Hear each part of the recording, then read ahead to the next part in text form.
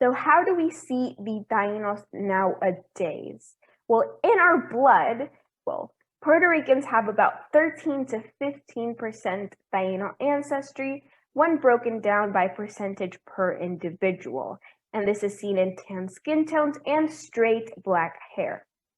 It's estimated that around 60% or more of the island has traces of mitochondrial DNA linked to the Tainos, which is passed through mothers. So around 60% of the island could have Taino ancestry to varying degrees. So as we can see, Taino history truly does come to life when we hear about this, but we can also see it in real life. Our island is absolutely full of Taino history. We just need to know where to look. Some of the places are renowned, while others may not be so known. Of course, the list I'm about to give you isn't exhaustive, but I do encourage you to explore and see which of these places you can visit. For example, as I mentioned, in Jayuya, which is in central Puerto Rico, there are several sites and works of art that scream Taino. For example, on the top left, you can see a little staircase with the names of different municipalities in their native Taino language. First, we're going to start with Caguana. First discovered by an American expedition in 1914, led by anthropologist Franz Boas, this site is actually over 800 years old. And this means that it was very old and it was only discovered, since it was only discovered in 1914, the Spaniards had no idea about this place. And this is one of the most important Taino sites on the island.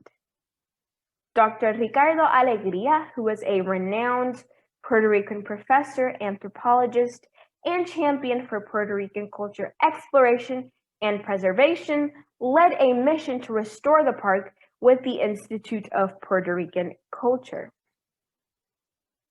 So to get to Utuado, where the park is located, it's in central Puerto Rico, just next to Jayuya, you must pass through a lot of mountainside and rugged terrain. But in this historic landmark, which is deemed a National Historic Landmark, you can find batallas that can house over 1,000 people, as well as see beautiful landscapes, a calm river, and a quiet, peaceful atmosphere. So why did they choose this particular location? They likely chose it because of the Tanama River next to it, which would provide the water source needed to stay the few days over for their celebrations, and the river would also supply the big rocks for the monument. As you can see on your right, it does have a petroglyph, but it is slightly worn away. Well, it's very worn away, as you can see. And there was actually also a rock formation that looks like a same, which furthered their divine go-ahead. The peak of Taino culture and use of Caguana was during the 1300s AD, and they most likely came to the Batey according to signs they saw in the sky. As you know, there was no social media, there were no newspapers to announce these things, so they relied on the full moon or a solstice or any other astronomical phenomenon. And a small group of people would actually live here. Remember, this is more of a ceremonial park than a neighborhood, but the people who did live here were very privileged and only chosen to host the areas and take care of the area while no one was here. And on the right, you can see another petroglyph of a bird, likely a heron or a garza in Spanish. Due to the pandemic, Caguana has restricted visits, but it is open and it is a safe alternative to being indoors. And normally it's a tourist and field trip hotspot, as well as a great weekend getaway. So I do recommend visiting. And when you do visit, make sure to ask a tour guide about its history. Ours was Mr. Michael Guzman, and he kindly shared his valuable knowledge, which I in turn share with you. And here's a tip. When looking at the ceremonial petroglyphs, use your phone to better look at their details since they have one with time, and the resolution of the camera somehow just makes it a lot easier to see with detail.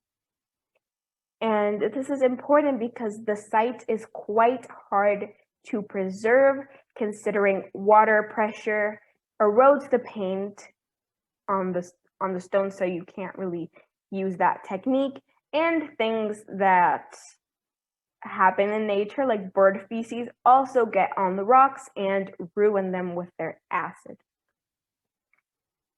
So here's some more pictures of the petroglyphs and the stones, which as you can see are mostly worn and very dirty, except for that one bird on the left. Here you can see some more. Here you can see some sort of a deity right here. And next, Thebes. I haven't been here yet, but I thought I would still share it with you. So this indigenous park is the oldest and largest found in Puerto Rico, and it contains nearly 190 human skeletons, and it's located in Ponce in the south of the island.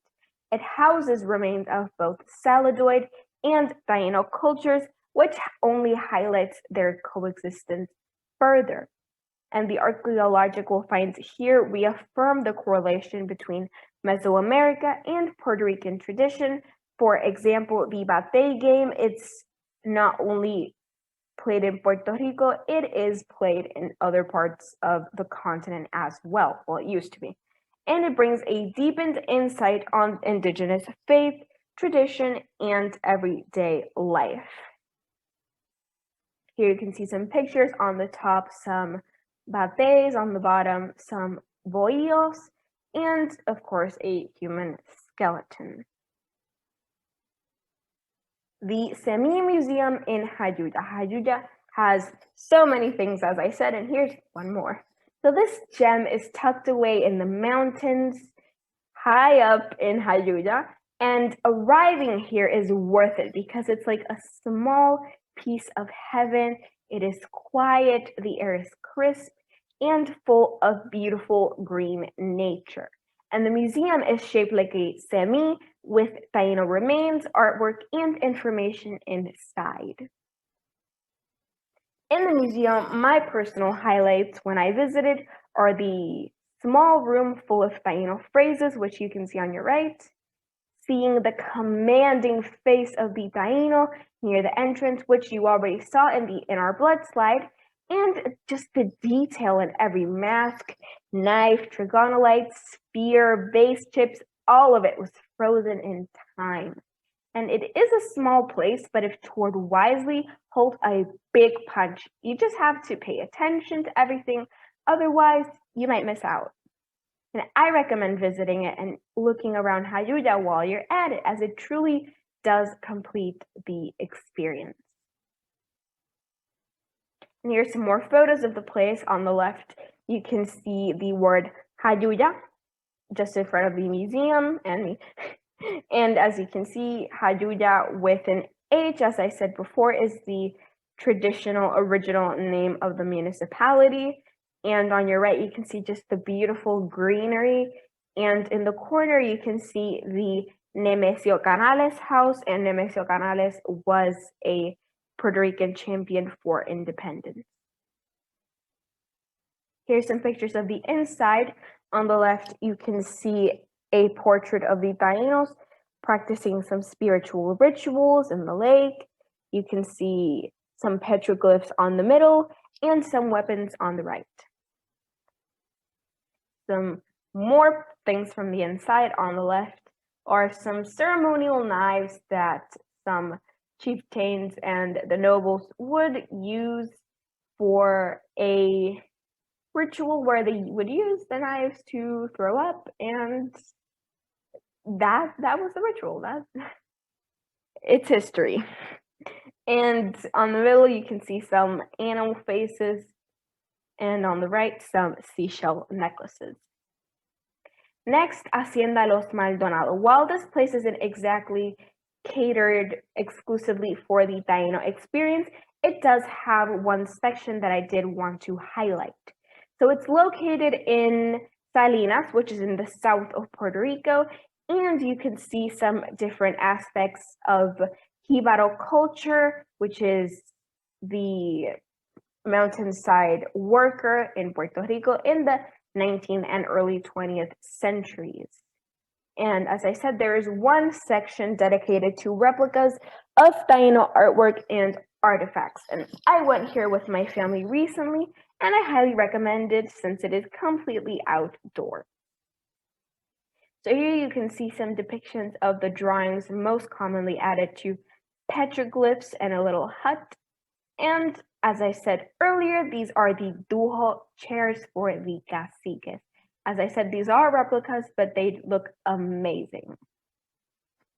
And lastly, the place I want to talk about is the University of Puerto Rico Art and Anthropology Museum, since I conducted a virtual visit with them for my school's 7th grade class. We listened in on the visit while Miss Oneida and Miss Lisa took us through several artifacts in the museum and explained the highlights I mentioned earlier about several pre-Taino cultures.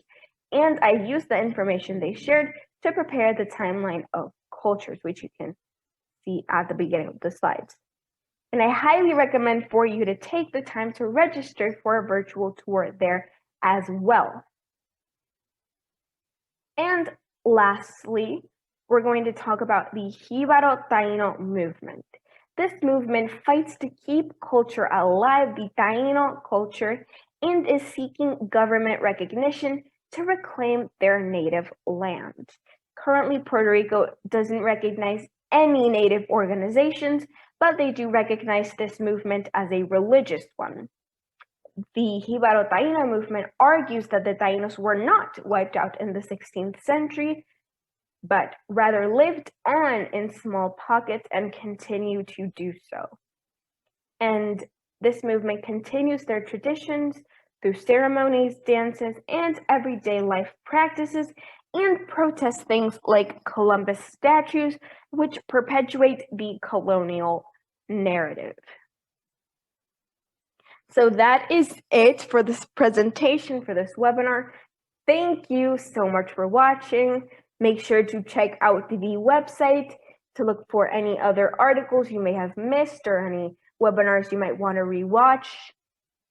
And just keep on learning, and let's continue this movement of cultural appreciation.